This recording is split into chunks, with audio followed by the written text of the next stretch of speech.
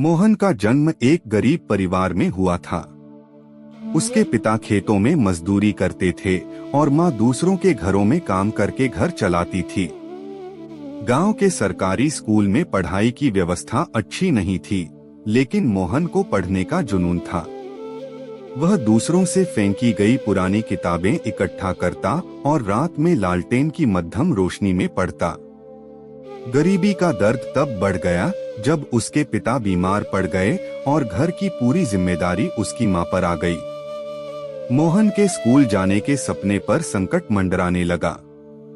कई बार उसे स्कूल छोड़ने की बात कही गई, लेकिन उसकी जिद अडिग थी। उसने फैसला किया कि वह पढ़ाई भी करेगा और अपने घर की मदद भी करेगा। मोहन ने छोटे मोटे काम करने शुरू कर दिए। सुबह अखबार बेचता, दोपहर में स्कूल जाता और शाम को चाय के खोखे पर काम करता। लोग मजाक उड़ाते, लेकिन उसके इरादे मजबूत थे। एक दिन गांव के एक अध्यापक शर्मा जी ने मोहन की मेहनत और लगन को देखा। उन्होंने उसे प्रोत्साहित किया और कहा, संघर्ष ही सफलता की पहली सीढ़ी है बेटा। अगर तुम डटे रहोगे तो एक दिन तुम्हारी जीत होगी। शर्मा जी की बातें मोहन के दिल में गूंजती रहीं। उन्होंने उसे किताबें दी और हर संभव मदद की। मोहन की मेहनत रंग लाई और वह बोर्ड परीक्षा में अपने जिले में टॉप कर गया। मोहन की प्रतिभा को देखते हुए उसे शहर में एक अच्छी कॉलेज में दाखिला मिल गया। लेकिन यहाँ चुनौतियाँ और भी बड़ी थीं। नए माहौल में खुद को स्थापित करना आसान नहीं था। पैसे की तंगी हमेशा बनी रहती थी, इसलिए उसने ट्यूशन पढ़ाना शुरू कर दिया। शहर में उसने पहली बार कंप्यूटर देखा और उसे महसूस हुआ कि असली दुनिया कितनी आगे बढ़ चुकी है। लेकिन सीखने की उसकी भूख ने उसे हार नहीं मानने दी।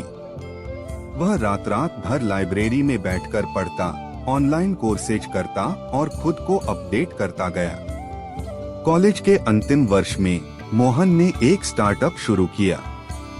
वह चाहता था कि उसकी बनाई हुई ऐप से गांव के बच्चों को मुफ्त में शिक्षा मिल सके। लेकिन अनुभव की कमी और संसाधनों की दिक्कत के कारण स्टार्टअप असफल हो गया। वह टूट चुका था। उसे लगा कि शायद यह सब एक बड़ी भूल थी।